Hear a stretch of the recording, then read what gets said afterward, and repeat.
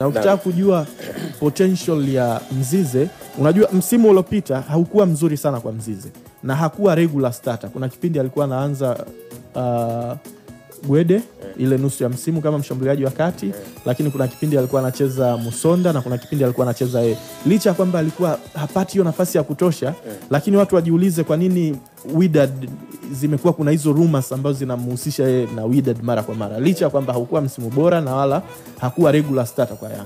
Watu wanaona ile potential, wanahisi kwamba kuna labda experience bado, umri na kuna coaching inahitajika, kuna sehemu fulani labda huyu mchezaji anaweza akafika. Kwa hiyo kila siku tunapoenda anazidi kudevelop zaidi. Hizo taarifa za Wydad watu wanaweza kaona kama ni rumors, lakini ni ukweli. Na mtu ambaye alikuwa anamtaka Mzize Wydad alikuwa ni Rulani Mukwena, coach Rulani ambaye alikuwa ni coach wa Mamelodi. Yeah. Wakati Wydad yake ya kwenda kwamba namtaka mshambuliaji fulani ambaye hata Wydad walikuwa wamjui.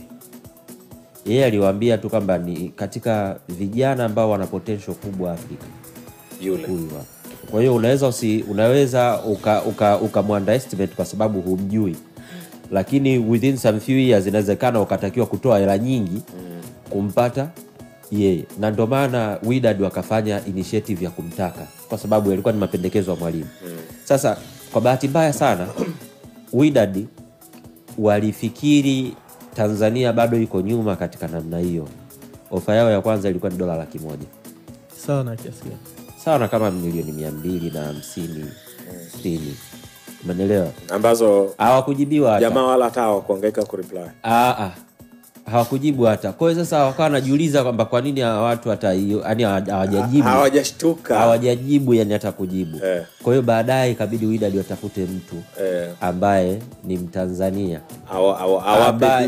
Wamfahamu vizuri. Kwa sababu ni mtu ambaye walisha deal naye. Kwa hiyo ndio ikabidi bwana, vipi tumetuma ofa hii kwa klabu hii Tanzania, lakini hawaja respond.